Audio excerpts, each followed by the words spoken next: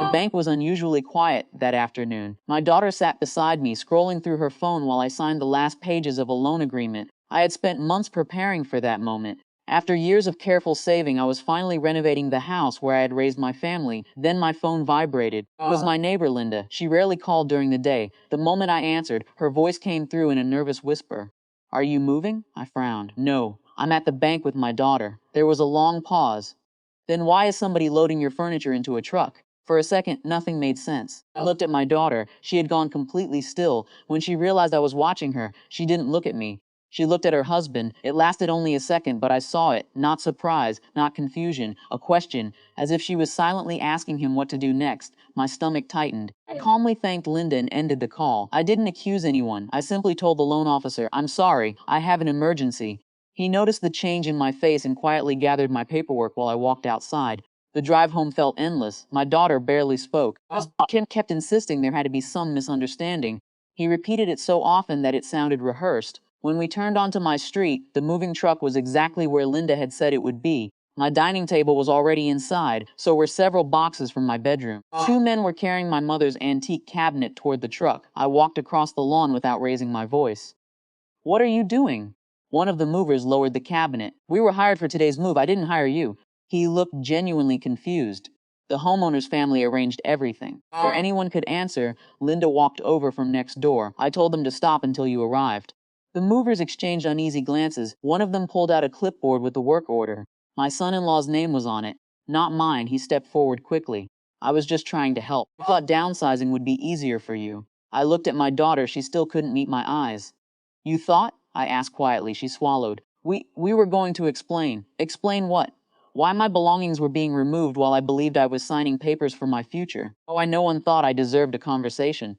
The moving company supervisor arrived a few minutes later. He asked for identification from everyone involved. When I produced proof that I owned the house and had never authorized the move, his expression changed immediately. He apologized. Then, in front of everyone, he instructed his crew to unload everything they had already packed. No arguments, no hesitation. The authority of that simple decision changed the entire afternoon. The truck that had arrived to empty my home slowly returned every piece of furniture exactly where it belonged. My son-in-law kept insisting it was all a misunderstanding. The supervisor listened politely before saying, "Without the owner's authorization, we can't remove anything." That was the end of the discussion. No dramatic speeches, just a clear boundary enforced by someone with the responsibility to do so. Later that evening, after everyone else had left, my daughter stayed behind. She sat across from me in the living room that almost hadn't been mine anymore.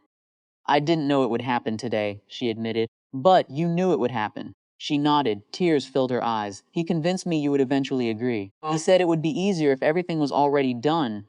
I believed her, not because she was innocent, but because I recognized something I had ignored for years. She had slowly stopped making decisions for herself. That realization hurt almost as much as the betrayal.